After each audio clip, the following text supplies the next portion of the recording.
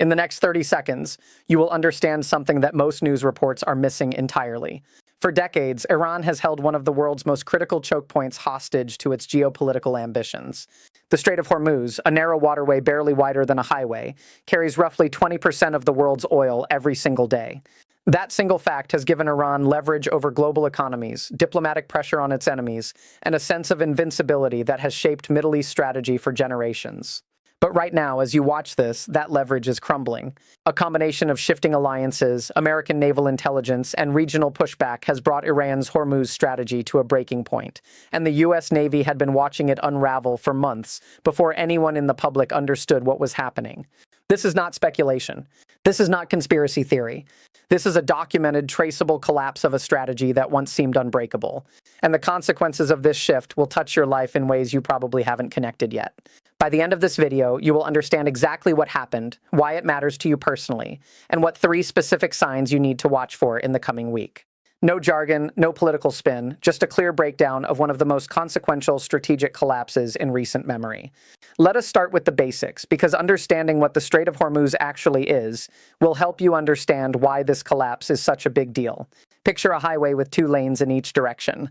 Now imagine that one of those lanes is completely blocked by mines, fast attack boats, and anti-ship missiles. That is essentially what Iran has done with the southern end of the Persian Gulf. The Strait of Hormuz is just 21 miles wide at its narrowest point. For comparison, that is shorter than the drive from downtown Los Angeles to Santa Monica. In that tiny sliver of water, every oil tanker passing from Saudi Arabia, Iraq, Kuwait, the UAE, Qatar, and Iran itself must funnel through. Take that waterway away, and global oil markets panic. Take it away long enough, and you trigger an economic earthquake that shakes everything from gas prices at your local station to the cost of shipping goods across the planet. For 50 years, Iran has used this geographic reality as its primary weapon. The Islamic Revolutionary Guard Corps, Iran's powerful military-political force that operates separately from the regular Iranian military, has positioned shore-based missiles, fast boats, and naval mines along both sides of the strait. Their message was simple: cross us, and we shut down the world's oil supply. That threat kept the world cautious. It gave Iran diplomatic weight far beyond what its raw military power would normally command. And it made every American president since Jimmy Carter have to factor this choke point into every decision about the Middle East. But here is what most coverage has gotten wrong. This strategy was already showing cracks years before the current crisis.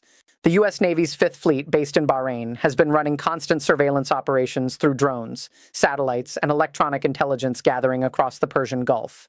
What they saw, according to multiple defense analysts and naval operations reports, was Iran gradually losing the ability to make its threats credible. Here is the uncomfortable truth that nobody wants to say out loud. A credible military threat requires more than just having weapons. It requires the ability to use them without suffering catastrophic retaliation, the political will to follow through, and the economic resilience to survive the consequences.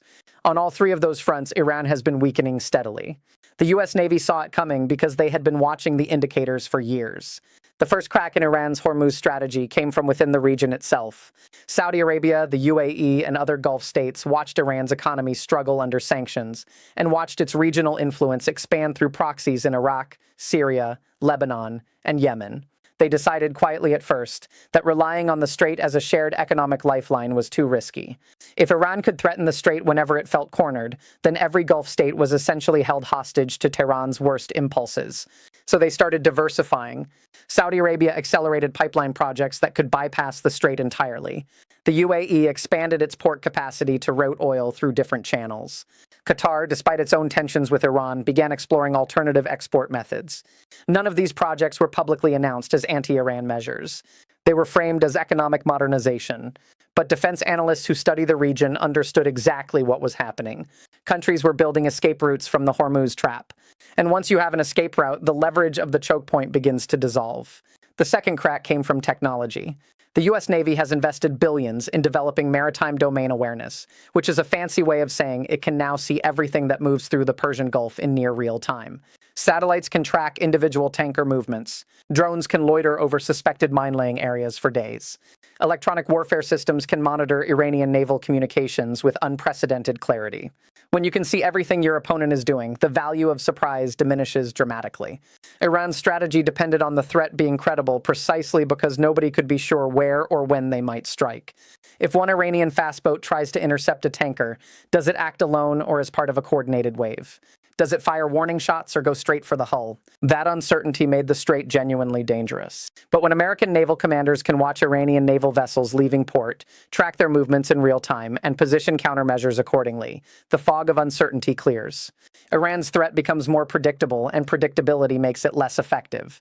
The Navy's intelligence community didn't just notice this shift. They documented it, modeled it, and used it to reshape their operational posture in the region. The third crack came from the changing nature of the proxy wars that Iran had been waging across the region. For years, Iran used Hezbollah in Lebanon, Kataib Hezbollah in Iraq, the Houthis in Yemen, and various Shiite militias in Syria to project power without directly confronting American or allied forces. These proxy networks gave Iran influence and leverage without requiring Iran itself to take visible military action.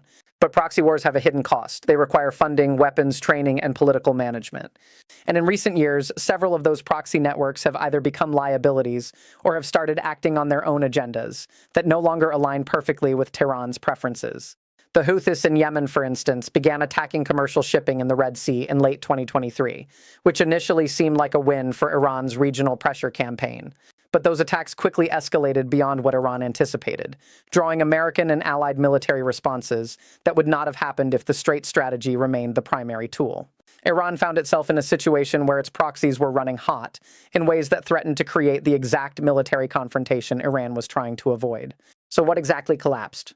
To understand that, you need to understand that Iran's Hormuz strategy was never simply about blocking the strait. It was about maintaining a credible threat of disruption that gave Iran bargaining power in every diplomatic negotiation, every sanctions debate, and every regional conflict. The strategy worked as long as the threat was real, the costs of enforcement were unclear, and other countries needed to take the threat seriously. What has collapsed is not Iran's physical ability to lay mines or fire missiles. Iran can still do those things. What has collapsed is the strategic utility of doing them. The countries that once needed the strait most urgently have built alternatives. The military advantage of the threat has eroded under surveillance technology. The proxy networks that amplified Iran's reach have become harder to control, and the economic consequences of any actual disruption have become so severe that even countries sympathetic to Iran privately hope the strait stays open. In other words, Iran lost the political foundation that made its Hormuz strategy work. If you are finding this breakdown useful, subscribe now and turn on notifications. We track these developments in real time, and the next update could change the entire picture. The situation in the Persian Gulf is fluid, and new developments are emerging almost daily. What I am about to explain goes deeper into the mechanics of why this collapse happened, and it will completely change how you understand the news about the Middle East that is coming out right now. The U.S. Navy's Fifth Fleet understood all of this before most people realized it was happening. Naval intelligence analysts spent years building a picture of Iran's actual operational capacity versus its perceived threat level. They measured things like how quickly Iranian naval vessels could actually reach the shipping lanes, how many anti-ship missiles were genuinely ready to fire versus sitting in storage waiting for parts, and how long Iranian political leadership would actually sustain a blockade before the economic blowback reached their own population. What they found was uncomfortable. Iran's Hormuz threat was partly real and partly theater. The theater component had been shrinking as American technology improved, and regional partners developed their own countermeasures. The Navy didn't just passively observe this deterioration. They structured their operations around it. American naval posture in the Persian Gulf shifted from simply deterring Iranian action to actively demonstrating that deterrence was no longer the primary concern. Instead, the focus moved toward showing Iran that any military action in the strait would be met with overwhelming response that would destroy Iran's naval assets far faster than Iran could inflict meaningful damage on global oil supplies. That is a fundamental shift in the military calculus. Deterrence assumes both sides have something to lose.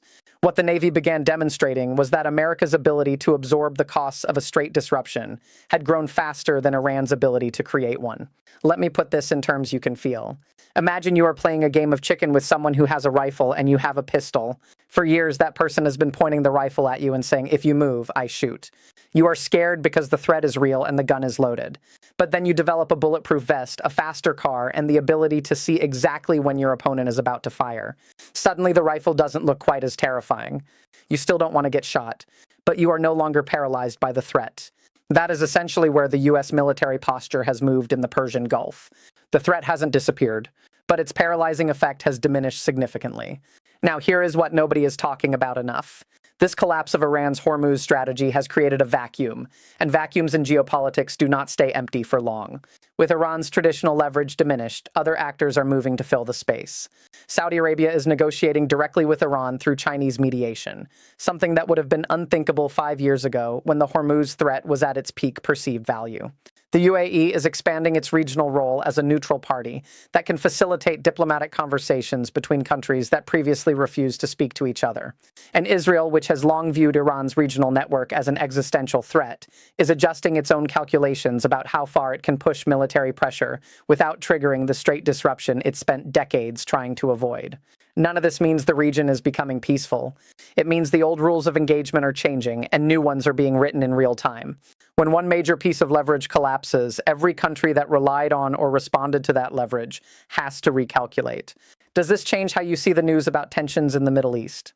Have you been wondering why some of the confrontations you have been hearing about seem to escalate in unexpected ways? The answer often lies in these underlying shifts in strategic posture that most news coverage simply does not explain. Share your perspective in the comments below. Do you think the collapse of Iran's Hormuz leverage makes the region more stable or more dangerous? Your perspective helps us all understand this faster. While you are thinking about that, consider this next piece of the puzzle, because it connects directly to something you have probably been hearing about in the news recently. The Houthi attacks on shipping in the Red Sea are a perfect example of how the Hormuz collapse has reshaped the battlefield. When the Houthis began targeting commercial vessels in late 2023, many analysts framed it as an extension of Iran's pressure campaign. Iran certainly supported and resourced the Houthi capability. But look at what actually happened. The attacks escalated to a level that triggered a massive American and allied military response. Operation Prosperity Guardian, as it was officially named, brought together naval forces from the United States, Britain, France, and several other nations to protect shipping in the Red Sea. Houthi positions in Yemen were struck repeatedly by American and British forces. And the Houthis, despite all of Iran's support, did not succeed in closing the Red Sea shipping lane, the way Iran's original Hormuz strategy might have threatened to close the Persian Gulf. Instead, the Houthis created enough disruption to damage global shipping confidence and raise insurance costs, but not enough to fundamentally reshape the economic calculus. Iran got something out of this arrangement, but not as much as it would have gotten from its traditional Strait strategy. And the price Iran paid was watching its most powerful regional proxy absorb military blows that weakened its long-term fighting capacity. That is not a win for Iran. That is a symptom of how much leverage Iran has already lost. The military dimension of this story deserves more attention than it typically gets. American naval commanders have been remarkably consistent in their public statements about the Strait's security. They have emphasized freedom of navigation operations, which are deliberate shows of force designed to demonstrate that no single country can control international shipping lanes. These operations are not just symbolic. They involve actual coordination between naval vessels, real-time communication with allied ships, and tactical planning that would support a sustained presence in the Strait if conditions required it. The Navy has positioned additional assets in the region, including minesweepers, amphibious ready groups, and additional carrier strike groups, not to provoke Iran, but to ensure that if Iran's calculations shift unpredictably, America has the capacity to respond within hours rather than days. That capability gap, the difference between a response time of hours versus days, is enormous in crisis situations. It changes what Iran can attempt and what it cannot. And it is a direct result of intelligence-driven anticipation of exactly the kind of scenario we are now watching unfold. What are the realistic outcomes from here? Let me give you 3 scenarios to watch, because this is where the analysis becomes genuinely useful for understanding what comes next. The first scenario is gradual adaptation. Iran acknowledges, at least implicitly, that its Hormuz leverage has diminished, and instead focuses on building alternative forms of influence. It deepens economic ties with China, which has its own reasons for wanting a stable Persian Gulf. It continues developing its nuclear program as a fallback deterrent. And it manages its proxy networks more cautiously, choosing conflicts carefully rather than leveraging the Strait as a universal pressure tool. This scenario is the most likely, according to most regional analysts I have reviewed. It does not mean peace. It means Iran becomes a different kind of threat, one based on precision capabilities and asymmetric warfare rather than broad economic intimidation. The second scenario is miscalculation. Iran, frustrated by its eroding leverage, takes an aggressive action in the Strait that it believes will restore credibility, but instead triggers the overwhelming response that American naval positioning has been preparing for. A single incident, perhaps a provocative attack on a tanker or a confrontation with an American warship that escalates beyond anyone's planning, could create a crisis that neither side wanted. This scenario is less likely but significantly more dangerous. It is the scenario that keeps military planners awake at night, because it does not require Iran to make a rational decision. It only requires Iran to make a single bad decision under pressure. The third scenario is the wild card. A third-party actor, not Iran and not America, decides to exploit the shifting balance of power in the Strait.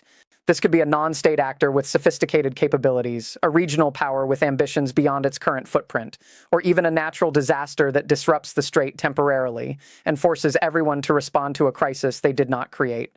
Wildcards are by definition unpredictable. But the Hormuz collapse has created exactly the kind of environment where wildcards become more likely, because the old rules that kept everyone cautious have been broken. Here's what you need to watch for in the next 7 days. First, monitor any changes in oil tanker routing data. When shipping companies change their routes away from the Persian Gulf, it shows that insurance costs or security concerns have shifted. Second, watch for unusual naval communication between American and Iranian military channels. Both countries maintain back-channel communication precisely to avoid escalation, and any breakdown or unusual silence in those channels is a warning sign. Third, pay attention to statements from Gulf state leaders, particularly Saudi Arabia and the UAE, about regional security frameworks. Their public positions often signal private diplomatic moves that precede major shifts. These three indicators will tell you whether the Hormuz collapse is stabilizing into the adaptation scenario or sliding toward the miscalculation scenario. The bottom line is this: the strategic architecture that gave Iran its primary source of leverage in the Middle East for half a century has fundamentally changed. The U.S. Navy saw it coming because they were watching the right indicators, building the right capabilities, and making the right investments in intelligence and positioning. Iran is still dangerous. The Strait is still critical, and the consequences of any actual disruption would still be severe. But the balance of power in that waterway has shifted in ways that will reshape regional diplomacy, military planning, and economic calculations for years to come. You now understand what happened, why it matters, and what to watch for next. That knowledge is your advantage in a world where most people are watching the headlines without understanding the forces driving them. If you found this breakdown valuable, subscribe for our next deep dive. We are already tracking the next development in this story, and it could change everything we just discussed. The situation is moving fast, and the next update will come sooner than you think. Stay alert, stay informed, and remember, in geopolitics, understanding the game is the first step to understanding the moves.